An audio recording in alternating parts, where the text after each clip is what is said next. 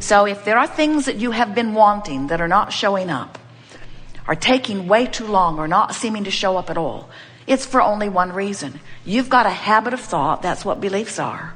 A chronic thought that you keep thinking, usually based upon something you're observing. In other words, where is it? Where is it? I don't see it. Where is it? I don't see it. Where is it? I don't see it. It's not here. Where is it? I don't see it. I don't see it. It's not here. It's not here. It's not here. It's not here. It's not here. I don't see it. Do you see it? I don't see it. Do you see it? I don't see it. Do you see it? I don't see it. Do you see it? I don't see it. I don't see it. Where is it? I don't see it. I don't see it. I don't see it. I don't see it. I don't see it. I've wanted it a long time, but I don't see it. I've wanted it for so long, I'm sick of wanting it. I don't see it. I don't see it. I don't see it. I don't see it. I've never seen it. I've never seen it. I've never seen it. It's not here. I've never seen it. I can't do it. I can't do it. I can't do it. I can't do it. It takes too long. It's too hard. I don't see it. Do you see it? I don't see it. And in your observation of what's currently happening, you train yourself into the vibration that opposes it. So, you know what that makes you? That makes you an uncooperative component to what's going on over here.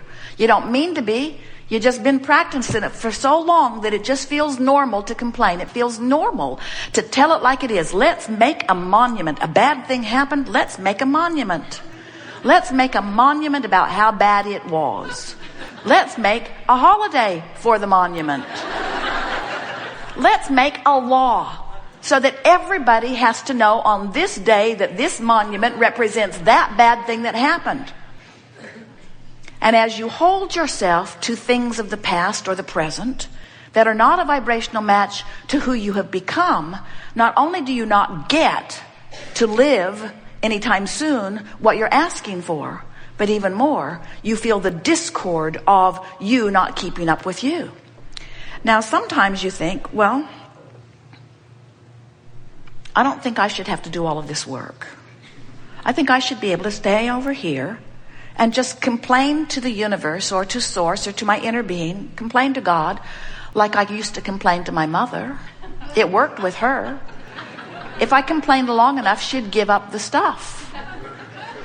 But when you are talking with law of attraction, you cannot be a cooperative component to what you want while you complain, or while you justify, or while you defend, or while you continue to beat the drum of why you need it or why you deserve it. In other words, you can't keep amplifying the absence of what you want or the neediness or the lack of what you want and be a vibrational match. You have to talk about what you want and why you want it. You have to find some way of getting into the vortex. And that's really what we'll be talking about today. How to get into this vortex of creation. You have an option of getting into the vortex and looking at this new creation through the eyes of Source, or standing out of the vortex and feeling defensiveness. Isn't it an interesting thing what a mix of emotions someone feels when they're so exhilarated about the new? Funny comparison, and off in some ways but so on in others. It's like Jerry and Esther moving into their new bus and feeling sort of obligated to take the other bus too. Esther said, "Oh, bus, you were so good to us." And then she said, "Some other very happy people will come and take you for a ride really soon." Now, we know this is silly, but it's not so far off. In other words, isn't it an interesting thing how you could be all this time creating this bright new future and now be embracing it and feeling guilty that you're leaving the past behind? Isn't that interesting? Like you have some obligation to it, and we say the past fulfilled its purpose by projecting itself into the future. And when you step into the future, which you've got to do, because if you don't keep up with you, you'll be torn apart, you see. This is the thing that we want you to hear. You're not going to another person and leaving that person behind. You're going to the you that you have become, and that's the person that rendezvous with the you that you have become. Can you hear the big difference? And so the old bus might be saying, "But wait, I could be that. I could keep up with the you that you have become." And we say, Don't try to work relationships like that. Deal with the relationship between you and you. Maintain that relationship, and who you really are doesn't feel guilty, and who you are doesn't get defensive, and who you really are doesn't get blameful. Who you really are doesn't get out of the vortex and justify why you've gone someplace else. Who you really are revels in what you've become and appreciates who you are. And who you really are looks back even into past relationships and finds only positive aspects in them. So who you really are leaves no one feeling bloodied and left behind. Who you really are uplifts from wherever you are, you see. From in the vortex, you say to someone that you're leaving behind, I appreciate all that we were together, and I appreciate the expansion that you've provided for me and that hopefully I've provided for you. And with everything I am, I know that life should be good for you because you are worthy of a very good life. And it is the thought I hold always about you. And when you hold anyone in that light from inside the vortex, when they think of you, if they're anywhere near the vicinity, they will be uplifted by their acknowledgement of that which you are, you see. So what did we just say? Let your relationship with the vortex be the dominant relationship that you're attending to, and let law of attraction take care of everything else. When you're out of the vortex and then you work your way in, that's that zest. That's that feeling. That's that feeling of motion forward, you see. You just don't want to make a career out of step one. You want to make a career out of step 3, which is moving into the vortex, into the vortex. And each time you're in there, then you can look at those people who you felt were responsible for your not being in, and now they look beautiful to you because they gave you the reason to expand, and in your moving into your expansion, you are thrilled with everyone involved. So you have this person, and they just harass you into expansion, expansion, expansion, expansion. But then you can't get your eyes off of them because they're just so in your face and so inappropriate. So the very person that caused your expansion is now the person you're using not to take your expansion, and that's why you're extra mad at them. But when you're in the vortex, you'll be extra appreciative of their having prodded you into expansion, and you're using your guidance and wisdom to now take your expansion. There's still a little bit of, oh, Abraham, just get me in the vortex. Let me just get in the vortex. I'm tired of not being in the vortex. I just want to get in the vortex where good things can start happening to me. And we say, get in the vortex and good things will start happening to you. It is law. So this vortex of creation, we're really enjoying this analogy because it helps us to help you to understand that you've become more than you're often letting yourself be. And in order to be all that you are, you got to get in the vortex. But in order to get in that vortex, you've got to be a vibrational match to that vortex, because law of attraction is assembling all cooperative components. So you've put plenty of requests for abundance there, and vitality and clarity and well-being. And law of attraction is gathering all of the cooperative components to that. But if you're over here beating the drum of, I don't have enough right now, and I'm worried about where I'm going to get it, and it has not been good for me for a long time, and the people around me are having a hard time too, then without even meaning to, you're holding yourself by virtue of your observation of what is or what has already manifested for you. You're holding yourself in observation of your physical world in vibrational resistance or opposition to your non-physical vortex of creation. Esther loves it when she comes back to a city like this or back to her hometown and sees that landmarks are still there. In other words, it's nice to feel the stability of your physical reality. But you get so caught up in the stability of your physical reality that you don't let yourself expand proportionate or in the timing of your true expansion. When you ask for something, it's given now. Why don't you go where it's given? And then when we ask the question, are you enjoying the contrast of your time and place? Are you enjoying your new desires? You would say, yes, I am. I'm enjoying my new desires because I get one and I receive it. And then I get another idea and I receive it. And I get another idea and I receive it. Life's good out here on this leading edge of creation.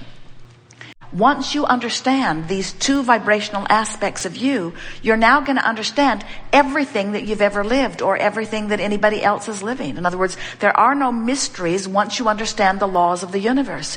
And the laws of the universe are very simple. Law of attraction says that which is likened to itself is drawn. So in this non-physical vortex, everything vibrational that is likened to your desire has already been assembled. That's why we can look into your vortex of creation and let you know it is absolute that what you want is done. The expanded, evolved version of you is vibrationally completed.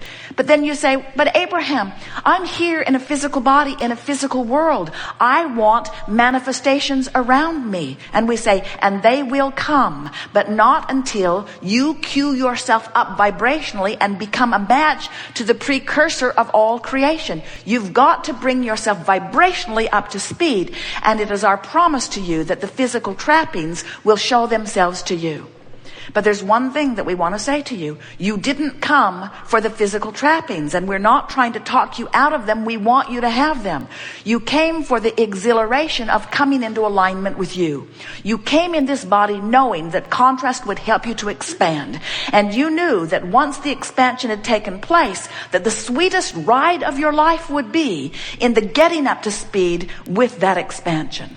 It's not just the getting of the stuff or the landing of the relationship or the deposit into your bank account of the dollars that you're seeking. It's not only the manifestation that is meant to give you those good feelings. It is the emotional alignment that is responsible for the good feelings. A little slow going, but don't you now know more about the vortex than you've ever known? Don't you understand your relationship with it? Don't you know what your dominant priority is? Don't you understand your guidance system better? Don't you want to think the thoughts that feel better? Aren't you willing to be nicer to yourself when you're not in the vortex? Aren't you willing to let everybody else off the hook who hasn't been trying that hard to make you feel good? Aren't you ready to take responsibility for how you feel? Don't you sort of feel empowered to do it? Don't you love the feeling of being out of the vortex and then consciously, deliberately focusing yourself in? Don't you love coming into your own power? Don't you really like knowing that the universe has your back, that everything that you want is all queued up for you and it's just a matter of focusing yourself into it? Don't you now, from inside the vortex, appreciate more of those outside the vortex contrasting experiences that have caused you to expand? Don't you like knowing that you will constantly expand? Don't you like knowing that it's going to be a constant tuning up? Don't you like that it's going to be a constant tuning up? Don't you like that it's going to be a constant tuning up? Well, that's the part you don't like so much, because you keep thinking you want to get in the vortex and get it done and live happily ever after. And we want you to hear something that is hard to hear, but it is so, so true. And that is, it's getting into the vortex that is the rush of life. Just like when you're hungry and you eat something, it tastes better than when you've been eating all day long. First time we've said it to you that way. We want you to understand the creator that you are. So, here you are in your physical body, knowing what you don't want, which helps you to know what you do want. And every time you synthesize or sift through this wonderful contrast, you build or create this future manifestation, but present vibrational you. You get that? Future manifestation, but current vibrational you. And we're going to call this vortex of creation. We've been calling it your vibrational escrow, your vibrational reality. We just want you to get the sense that you are projecting you forward, and the non-physical part of you already went. In other words, when you're sick in your physical body, you ask for wellness, and the non-physical vibrational version of you accepts that wellness immediately and becomes it. Everything that you know as reality was vibrational reality first. And you, because of your emotions, have keen access to your relationship between where you stand right now in your physical, manifested this far body, and who you have really become. We wrote a book a few years ago, and we gave it the best title that was ever given to a book. It was called Ask and It Is Given. And it tells that story, that when you ask from your contrasting experience, when you ask it is given in such a full sense that the non-physical part of you literally becomes it. So whenever you feel negative emotion, it always means one important thing to you. It means you haven't yet become it.